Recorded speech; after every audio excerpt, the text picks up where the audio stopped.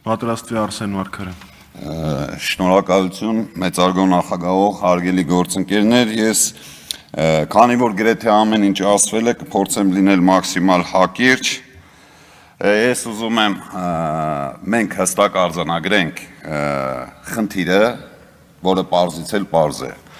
Խնդիրը մեկն է, եթե մենք ուզում ենք ունենալ ապագա, եթե մենք ուզում ենք Հայաստանի Հանրապետությունը, իր հայրենիքում ապրող հայ ժողովուրդը ունենա ազգային, քաղաքական, պետական ապագա, պետք է օր առաջ ձերբազատվել այսօրվա իշխանությունից։ Պատմությանը հայտնի են ձերբազատվելու երկու տարբերակներ, այսօր այս ամբիոնից այդ մասին խոսվեց։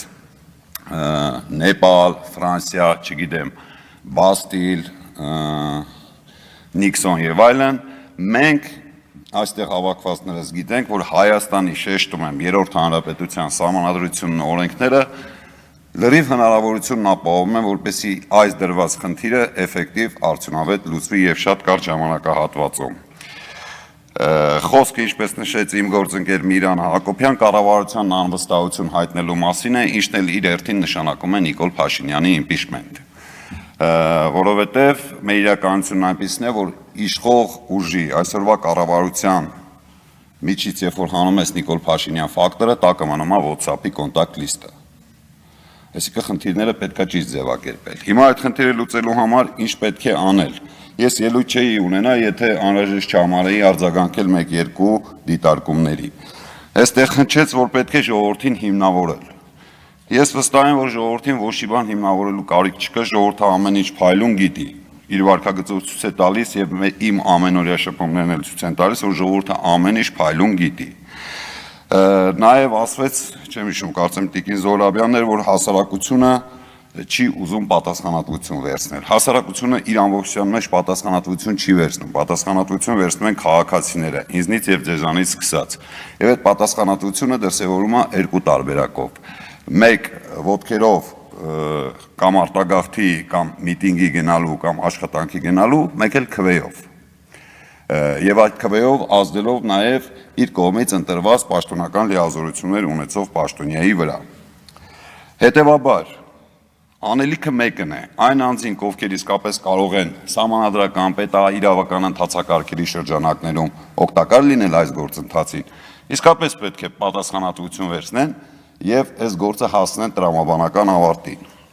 Պարոն նախագահող, այստեղ հենց առաջին ակտով տեղի ունեցավ մի բան, որ բոլորիս անակնկալի բերեց, պարոն Իշխան Սաղաթելյանը ձեզ փոխանցեց արդենից ստորագրված ցուցակ, մեջբերելով իրան, որտեղ ես ցուցակը չեմ տեսել, քանի որ ես կողմ եմ, որպեսզի ամեն ինչ լինի օրենքի տառին եւ օգուն համապատասխան եւ որևէ խնդիր չլինի օրենքի շեղման պատճառով վիժեցնելու այս process-ը, խնդրում եմ ուշադիր լինեք, որովհետև պարոն Սաղաթելյանն ասեց 3 ամսվա վաղեմության ստորագրություններ են, այնտեղ առնվազն 2 խնդիր կա, մեկը Արեգնազը Մանուկյան, որ այլևս պատգամավոր չի, եւ մյուսը մեր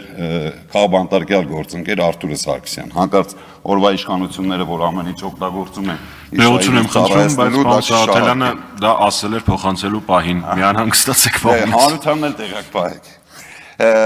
Եվ ամենակարևորը անելիքը հետեւյալն է այսուհետ աշխատել իսկապես անկախ պատգամավորների եւ նաեւ իշխող խմբակցության անդամների հետ եւ իշխող խմբակցության անդամներին բացատրել, որ